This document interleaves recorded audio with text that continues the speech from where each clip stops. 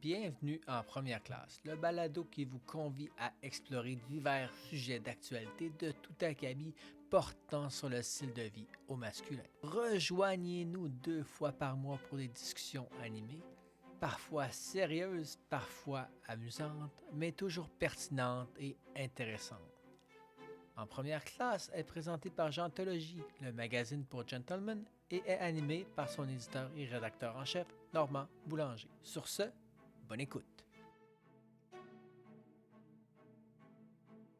Bonjour, ici Normand Boulanger, éditeur et rédacteur en chef de Gentologie, qui vous accueille à ce second épisode de En première classe.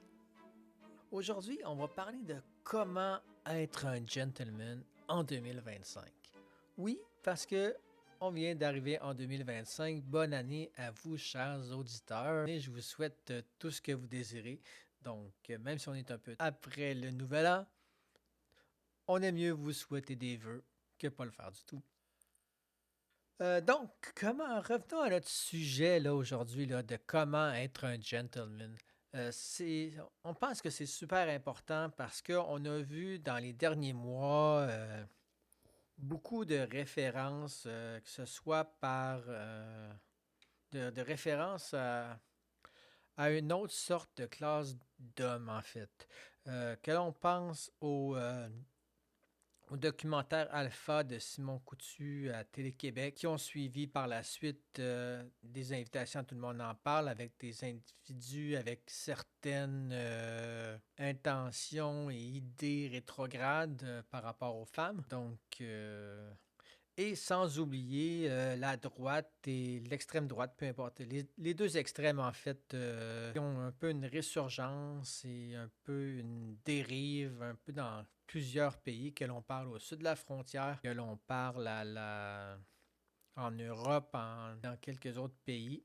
Donc, voilà. Comme nous sommes vraiment au Québec, là, pour ceux qui nous suivent, qui ne le savaient pas, on est au Québec, précisément à Montréal. Donc, on voit également le spectacle de Louis T qui s'intitule Le Mâle Alpha, qui fait un peu référence sur un côté humoristique sur la place des hommes en 2024. Donc, le spectacle est débuté en 2024, mais c'est toujours un peu d'actualité. Mais revenons un peu à aujourd'hui, 2025. Qu'est-ce que ça devrait être un gentleman? Quand on parle de gentleman, on parle de quoi?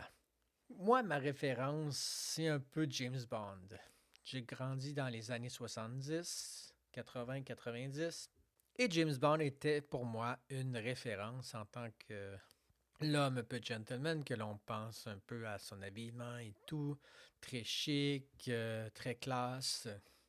Il faut dire que le personnage de James Bond a vraiment beaucoup évolué depuis que le rôle a été confié à M. Daniel Craig. Alors que le personnage est un peu plus macho, donc maintenant c'est plus du tout le cas. Il y a encore un petit peu quelques petites actions en termes de macho, mais vraiment plus attentionné envers les femmes. Donc, on l'a vu en couple dans quelques séries ressentir des émotions envers certaines personnes. Et puis, c'est intéressant d'aller dans cette direction. Mais si on revient justement aujourd'hui, notre définition de gentleman, je regarde mon antidote en ce moment, puis ça dit que le gentleman, ou le gentilhomme un peu, c'est un homme distingué et bien éduqué. On remarque que l'on parle aucunement de l'habillement ici.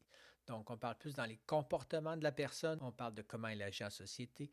Donc, c'est vraiment autour de ça que doit être fait un gentleman. D'ailleurs, selon l'histoire, si on revient avec le nom gentilhomme, gentleman, c'est un noble de naissance. C'est un titre qui était donné à certaines personnes, mais s'il fallait que c'était de naissance, ça ne pouvait pas être donné. Donc, c'était par les liens du sang qu'on était un gentleman. Mais cette définition-là a fini un peu par se perdre un peu avec l'histoire pour justement devenir avec cette définition du dictionnaire. Mais la définition du dictionnaire est un peu partie avec la définition du gentleman moderne, qui fait plus référence à l'habillement. Heureusement, le gentleman n'est pas que quelqu'un qui s'habille très bien. Que l'on parle de costume bien peigné, bien rasé, c'est plus que ça, un gentleman. Un gentleman, c'est quelqu'un qui pense aux autres en premier, comme on dit. La distinction qui est vraiment fait attention aux autres. D'ailleurs, en faisant mes recherches pour cet épisode, j'ai regardé une vidéo de Hugo Jacomet sur YouTube qui parlait des soirées qu'on appelle black tie. Pour ceux qui ne savent pas ce que c'est une soirée où tous les hommes sont habillés pareil, en fait. En smoking, nœud papillon, veston noir, chemise blanche, pantalon noir, souliers noirs, tous pareils sans aucune exception. Et le but de ça, ce qui était de mettre l'accent sur la partenaire de l'homme, en fait. C'était de mettre la femme en valeur. C'est pour ça que tous les hommes étaient habillés pareil, pour mettre l'accent ou le focus sur la femme et non pas sur l'homme. Donc, c'est tellement intéressant comme façon de voir les choses. Je trouve ça vraiment magnifique de penser que c'était vraiment de mettre l'autre de l'avant, de penser à l'autre alors qu'ont été créés ces événements. Donc, alors que l'on dit souvent que ah, les gars, vous êtes beaux dans ces soirées-là, mais c'est vraiment conçu pour mettre les femmes en valeur avec leurs plus beaux atouts que ce soit des bijoux, que ce soit des robes incroyables. Si l'on parle de mettre l'autre de l'avant, j'ai envie de vous parler de petites actions qui sont faciles à faire juste cette année, en 2025. Là. Si on parle d'agir en société et tout, pensons à lorsque l'on va à un endroit. Retenir ou ouvrir la porte, c'est tellement simple comme petit geste à faire, là, que ce soit pour la personne qui est derrière vous ou la personne qui veut rentrer, qui est peut-être un petit peu moins forte que vous. Il y a peut-être des grands vents, donc on ouvre la porte, on laisse la place à la personne qui veut rentrer. Donc, si vous êtes un gentleman, c'est ce que vous allez faire. Vous pouvez aussi demander à une personne âgée si elle a besoin d'aide pour rentrer la porte, pour rentrer dans la porte, pardon. Mais voilà.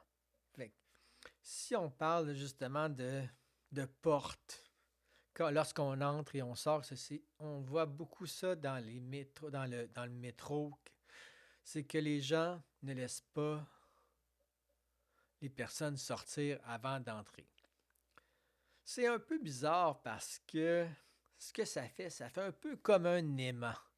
Un aimant, donc deux aimants positifs ensemble, mais ça fait que il n'y a rien qui se produit. Les deux ne font que se pousser vers l'extérieur. Ce qui est ironique lorsqu'il y en a une personne veut sortir, une personne veut rentrer.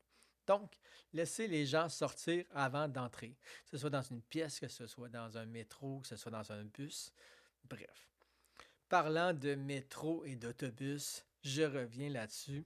Un petit conseil, mais qui s'applique aussi ailleurs dans toute posture, que ce soit lorsque vous prenez des photos, que ce soit lorsque vous êtes dans une conférence. Messieurs, votre entrejambe ne nous intéresse point. Peut-être pour les dames, mais moi, j'ai aucun intérêt à voir votre entrejambe. Donc, on ferme les jambes, que ce soit qu'on les ferme ensemble ou que l'on place une jambe par-dessus l'autre. Je sais que des fois, ça peut être un peu inconfortable, mais c'est tellement plus élégant que juste ouvrir vos jambes et vous exposer au monde. Donc, c'est un peu... non. Jamais, jamais, jamais. Alors que... ouais. Donc, quand vous êtes assis, évidemment. Parlant d'être assis dans les transports en commun, dans les trains, dans les bus, dans les avions, souvent les gens sont au cellulaire et ont malheureusement la mauvaise habitude d'ouvrir le haut-parleur en public. Premièrement, ajoutez à votre liste de cadeaux des écouteurs. Il y en a tellement une panoplie. Bien souvent, elles viennent avec l'achat d'un cellulaire, donc à garder les écouteurs avec vous. Et aussi pour garder vos conversations privées. Je ne suis pas certain que la personne à l'autre bout du téléphone veut vraiment savoir que tout ce qu'elle vous dit devient public, que ce soit par rapport à votre employeur, que ce soit par rapport à vos amis. Le monde est tellement petit que des fois, on peut connaître la personne qui est à l'autre bout. Donc, parlant de cellulaire, si en 2025, on faisait un peu le geste d'être moins présent sur le cellulaire, si on le laissait un peu plus de côté, que ce soit au resto, lors d'un rendez-vous romantique ou entre amis, si on le fermait, si on se parlait à la place, au lieu d'être toujours être sur le cellulaire à attendre que quelque chose se passe, euh, sauf, il y a peut-être une petite exception. J'avoue que j'ai souvent des invitations où on est invité à prendre des photos d'un menu, prendre des photos de certains plats. Mais c'est super agréable. Mais essayez de ne pas déranger les gens qui sont à côté, qui apprécient peut-être moins un peu cette petite attention que l'on vous demande lorsque vous êtes invité, soit de prendre et de juger les menus. On voit de plus en plus de gens avec des, euh, des lumières assez imposantes. C'est vraiment intense et les gens parlent un peu fort aussi. Parlant de tout le temps être au resto, être gentleman, on l'entend souvent, c'est souvent de payer le premier verre. Oui, on paye, on dit souvent de payer le premier verre. C'est un geste qui est poli, qui est galant, qui est respectueux. On invite, c'est un rendez-vous galant.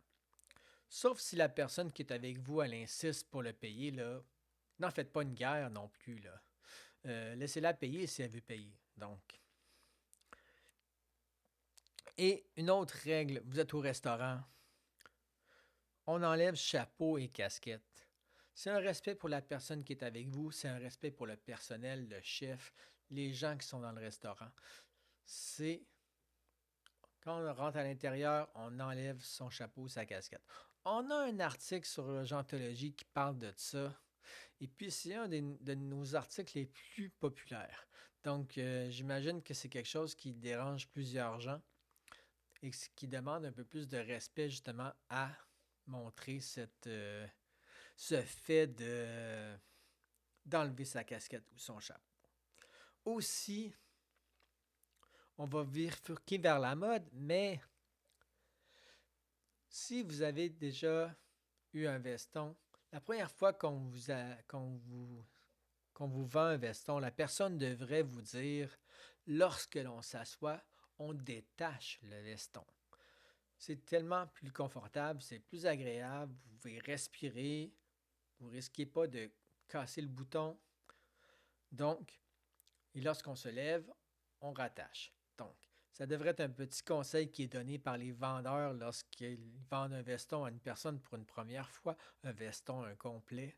Donc, on détache le veston quand on s'assoit et on le rattache lorsqu'on se relève. Simple comme ça. Parlant de mode, être un gentleman aussi, c'est aller dans le luxe tranquille par rapport à l'habillement. C'est-à-dire qu'on évite les logos sur nos habillements. On essaie d'être simple. On pense à la série populaire Succession où c'était des milliardaires, plus que milliardaires, où on ne voyait aucun logo apparent sur leurs vêtements. Vous n'avez pas besoin de payer pour faire la publicité des marques qui sont déjà très riches. Optez pour la simplicité.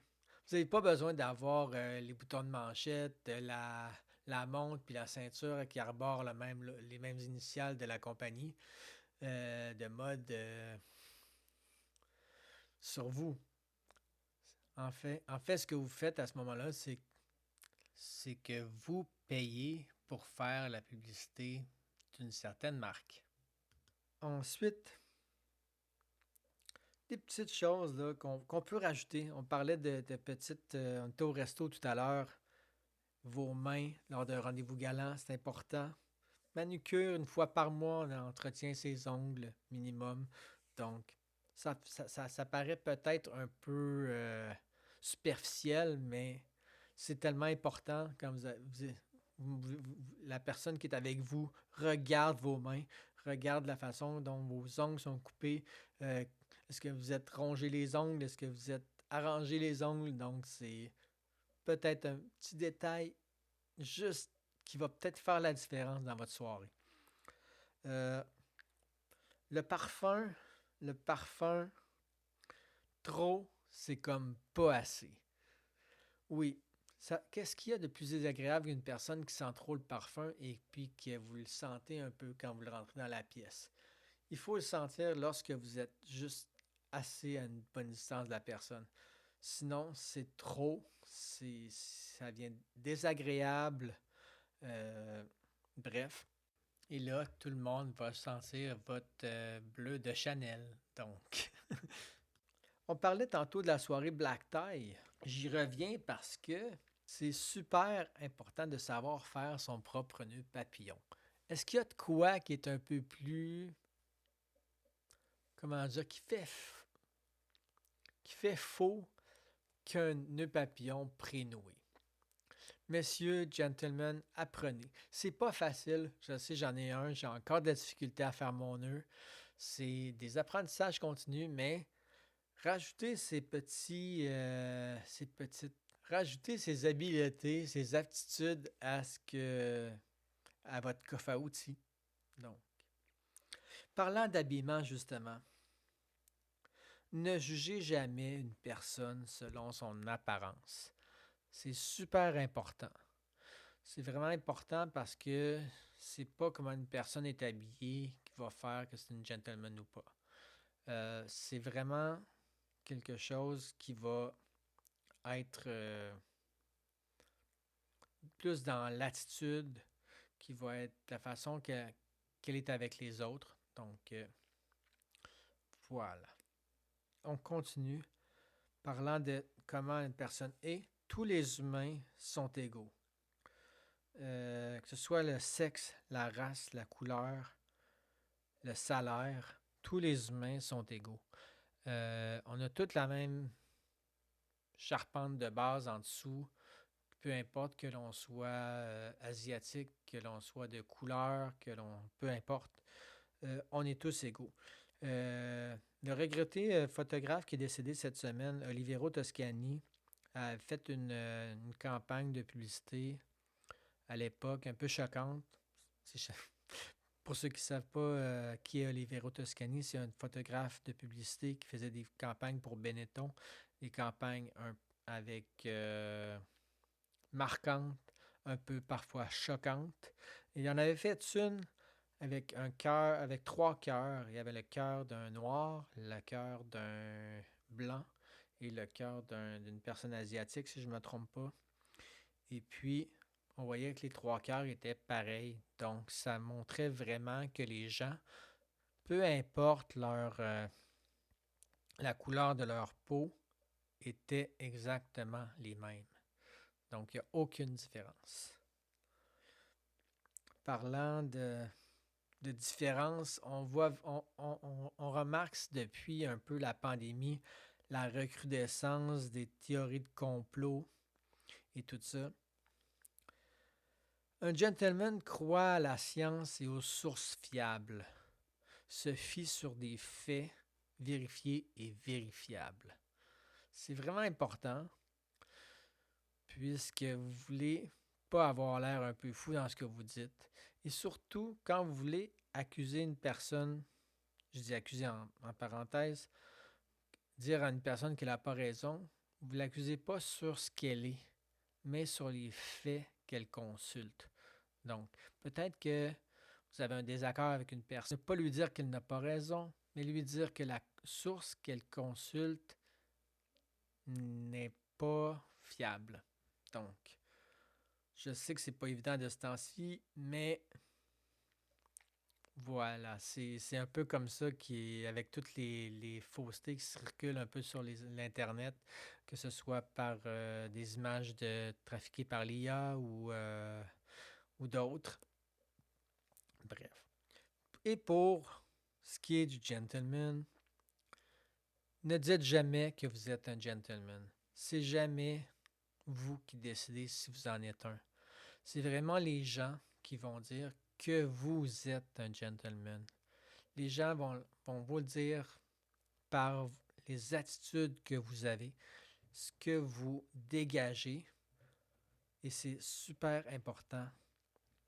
Vous n'êtes pas la personne pour juger de vos comportements. C'est les autres qui vont juger.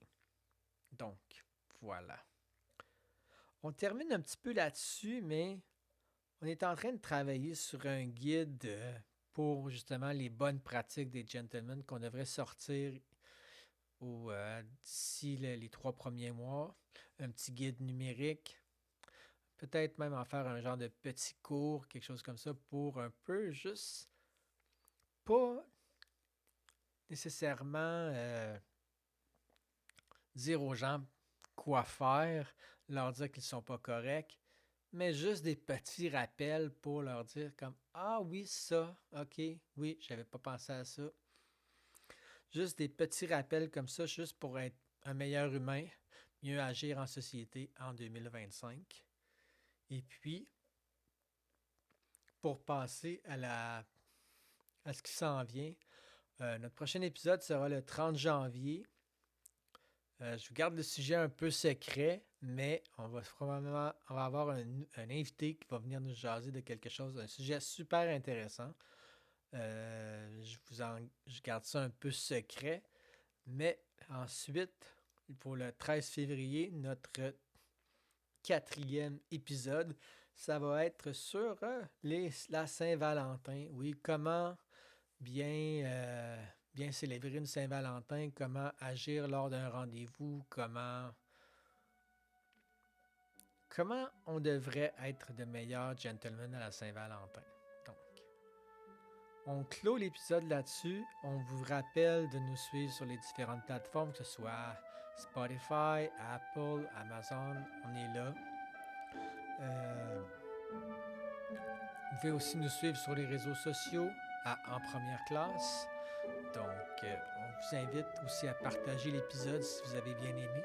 N'hésitez pas à en faire un sujet de discussion. Et n'hésitez pas à laisser un commentaire sur ce que vous avez pensé de l'épisode, si vous avez aimé, si vous n'avez pas aimé.